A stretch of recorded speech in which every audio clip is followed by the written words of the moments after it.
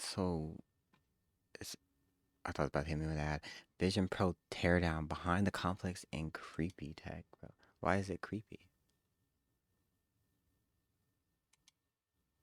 Welcome to the Vision Pro, Apple's most complex piece of hardware yet, and most reflective. So complicated that we'll need more than one video to tackle it. So we'll speedrun disassembly for a not-so-normal teardown. I can't be the only one getting Ready Player One vibes. I mean ski goggles with an ethereal blue glow, Uncanny Valley avatars, check and double check. Despite Apple's obsession with AR, the pass-through video is easily the weakest element of this experience. While spatial video and the immersive experiences are pretty darn cool, the real world is experienced through a slightly laggy 2010s webcam? And don't get me started on the external display's attempted eyes. We'll get to that later. For now, the extremely specific customization of these headbands and light seal make this a single-player experience. But I'm not here to play games. It's time to dig in and tear down. Tear First it up, the power down. cord, which turns to unlock, and is, I believe, the only way to turn the headset off, unless you ask Siri. The cable disconnects at the other end, too, with the help of a SIM eject tool. The battery pack is 362 grams, and That I'm looks thankful that's not on my face, even if it would even out the distribution a bit. The knit band is a pretty impressive piece of textile wizardry, and pops right off at the stems with this nice latch. Our custom-fit, hand-packed headsets come with face cushions in size W, light seals in 21W, and 33W. The stems come off with just a bit more effort, and another jab with a SIM eject tool. Bye-bye speakers. Now it's time for my ultimate teardown challenge. I've been tearing down for just about 11 years now, and this might be my Everest. Massive curved sheet of glass with 0 point of entry, challenge accepted. But I'm gonna need a better heat source. oh my A gosh. thick plastic film protects the glass and stymies prying. And some overzealous They're just cleaning like, we'll give may you have two singed the interior headsets. light seal, but the iFlex manages to sneak under the glass. Luckily, the display isn't pushed right up against this layer, and I can slice through unhindered. Removing the glass reveals another screw-free layer. This one is slick black. I And know after Apple is just like sweating right now. It's like, oh my gosh, look what she's sneaking under a camera doing. cutout, I Look don't what think she's it's the doing. screen, because honestly, I would have broken it by now. Suction handle, some more prying, and for my reward, sure enough, yet another It could be unlimited sponsored, layer but over top then of the again, exterior screen. But hey, if just it's for not, fun, does this thing still work? Yes, it. Whoa. Okay, what happened here?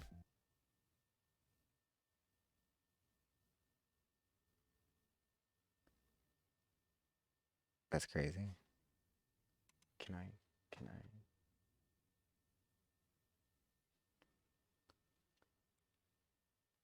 I got thumbnail. Sorry. Okay.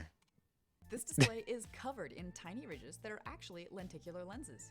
You may recognize lenticular lenses from postcards or novelty playing cards. The Oh, motion effect is achieved by weaving two images together. One side of the lens only displays image A, image B appears from the other side. This method can also be used to create a three-dimensional effect called stereoscopy. I know you did not Each have that eye laying sees a around. different angle of the same Where did you subject, get that? creating a three-dimensional image. Unfortunately, interlacing two images in a single display effectively halves the available horizontal pixels, and they may well be using more than two images. Adding insult to injury, there's a fairly narrow effective range for this trick. Enter the mysterious second panel. Turns out this little filter has a set of lenticular lenses and a brightness enhancing film. The former appears to make the display's image a bit wider and less wonky, and the film ensures the 3D eyes are only visible from the ideal angle. Each layer helps improve the render, but they each knock down the brightness levels too. With that mystery solved, let's sleuth our way into this device. Turns out the lightly singed interior fabric is secured by plastic clips, albeit stubborn ones, so I can pry the edges and around each lens. Now we've got access to glorious screws. 4 T5 Torx screws start us off in our display and lens quest, and sure enough, the assembly is almost free. Tape, screws, bracket, cable, slide, tape, screw, bracket, and again, and one more time. Then it's as easy as sliding each lens assembly off the rail. Now, how about these displays? Lots of screws, just so many screws. Another bracket, more screws, and As it finally a should bit be. of I glue, mean, and presto. A curiously convex/concave lens and an itty-bitty display. Where to go from here? It looks like greener pastures are hiding under the external display after all. Next time I pry one of these open, I'd love to try popping out the whole assembly. But for now, heat and prying at just the right angle let us peel up this ridged screen. Oh, and hello, more cables, which means more tape, more screws, more brackets, and wow, just so many tiny connectors. And then I get to do it all over again. Tape, screws. I know she's gonna bracket, just and put just this one. up on her wall or something. Okay, let's Some people try do these that. 3 They like screws to. and see what they loosen up.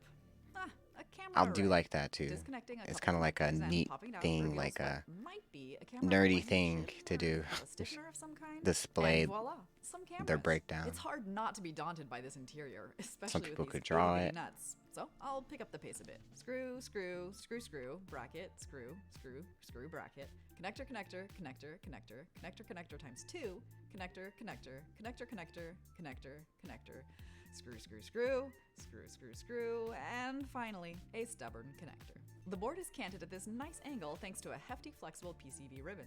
Oodles of tech left in this headset, but I'm headed for the whisper quiet fans. 4 screws apiece, and these nifty Nidec blowers, along with their sweet rubber ducting, are free as the wind. Now put it For my all last back trick, together. a seemingly innocuous little motor that does a big job.